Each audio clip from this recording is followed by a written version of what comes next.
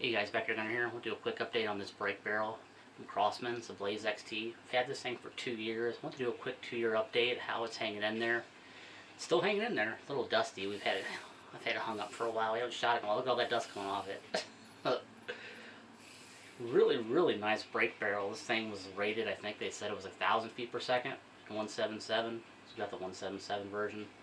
How we got this thing is we went to Dick's Sporting Goods. I don't really like supporting Dick's Sporting Goods because how they've done with their weapons ban on like ARs and stuff. But that day we went to Walmart. They didn't have any good brake barrels there that day. I can't remember what all they had. It just, none of them looked really quality made. So we went and stopped by Dick's. They had this in there for $99. It was marked down from $129. The box was kind of damaged. So we talked to like a manager and saw if we could get, you know, a deal on it, and they gave it to us for 73 bucks. So we walked out of there that day for $73. This is Papa Air Gunner's first brake barrel. At the time, I don't know if you can see back there, that was all I had at the time, which is that Sportsman. I'm going to do an update on that because I've had that over for 2 years, and that thing's still hanging in there.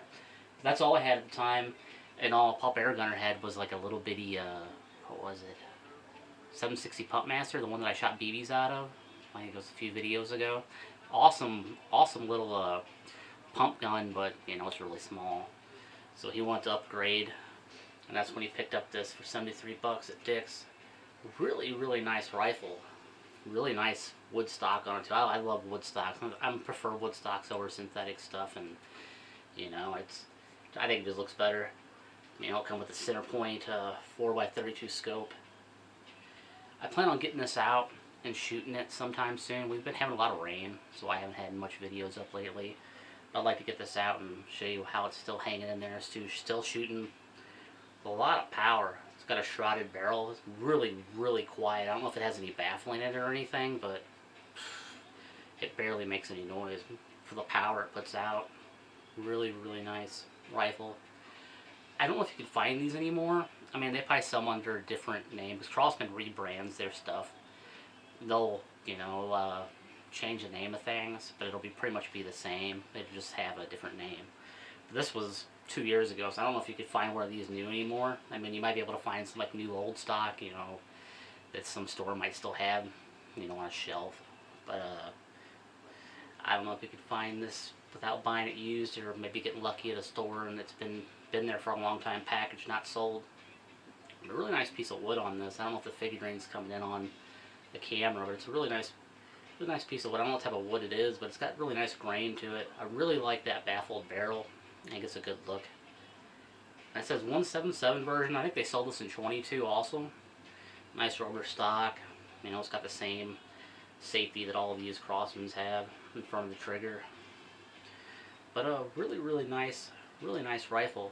One of these days I'm going to do a trigger mod, show you how to do the trigger mods on these things. Really easy to do. You know, all you got to do is what are those things called? A ball bearing.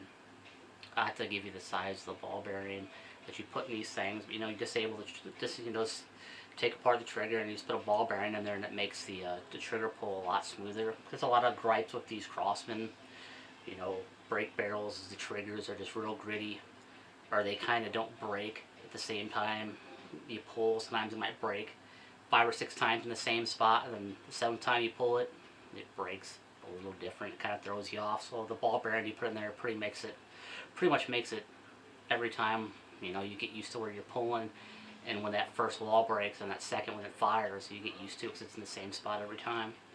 Just want to do a quick update. Really nice rifle, and I'd like to find another one. I might have to look on like eBay, or I know there's some air gun forums that do use sales. I've never looked into them yet, but I've seen them. You know, I've looked into them, but I've never purchased anything, is what I mean.